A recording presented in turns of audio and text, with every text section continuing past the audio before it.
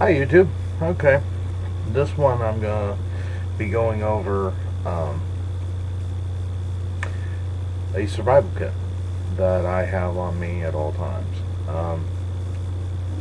Quite honestly, when you're looking at going and having and being in a survival situation, the best possible thing you can have is the tools and equipment that you absolutely, without a doubt, will need on your person.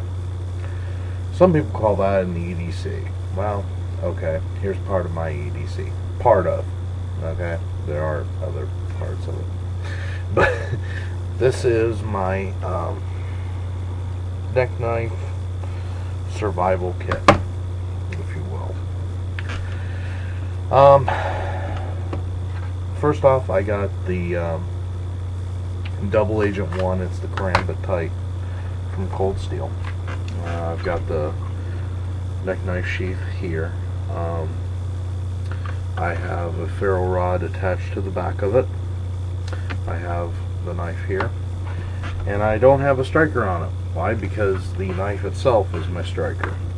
I use the back edge at the closest here, where it's basically 90 degrees, and I will grab a hold of the ferro rod, and I will take the ferro rod. I'll take the ferro rod and I'll scrape some of the ferro rod off with the knife, and that will create a 3000 degree spark, which will ignite whatever I need to ignite. You'll notice that I have two different lanyards on here. One lanyard is for the neck knife sheath, the other one is for the ferro rod itself. So by using them together, I have two lanyards, so that whenever I need to disconnect the ferro rod from the knife, I can do that.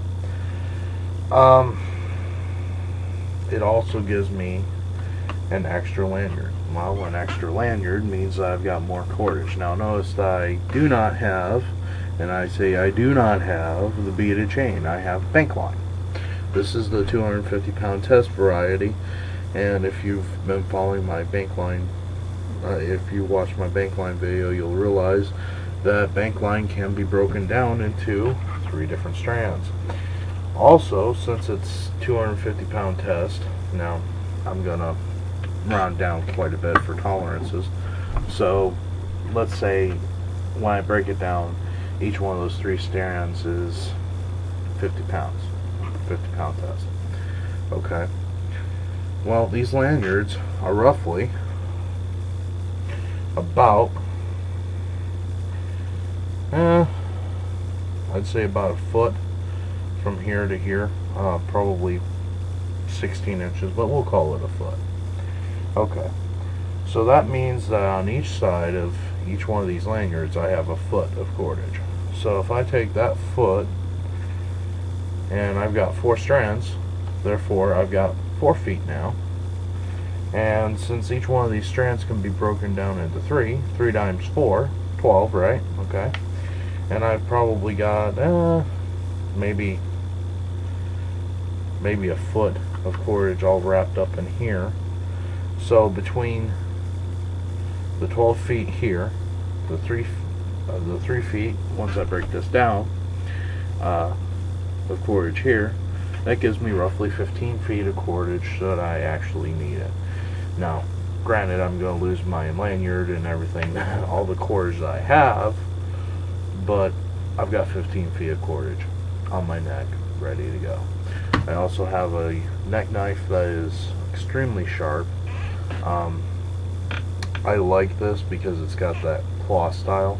It really gives me a good control on the blade, and I'll show you other videos on using this. This won't be the last video of me showing you this knife, but and me using this knife for sure. But just wanted to make sure, just wanted to show you guys something about survival kits that you can carry on you at all times. Now granted, it doesn't have a container, it doesn't have a cover, so, but it does cover the first, it does cover 3 of the first five C's of survivability from Dave Canterbury, which would be the cutting tool, the knife, the combustion device, ferro rod, and cordage. So it does have the first 3 C's. The only thing that I would really need at this point, if I were in a true survival situation and all I had was this, is some type of a covering device, which would be probably a blanket if I could come across one, or a tarp, and a container that would be capable of bowling wire, which could be an old coffee can, an old tin, or something like that. And those 2 things I could find easily enough, because there's enough trash out in the woods that I probably could find something, hopefully. But at least I've got some cordage, I've got some fire, and I've got a cutting tool. So there we go. I appreciate your comments, I appreciate your views, I appreciate your time. Defend your homes wisely.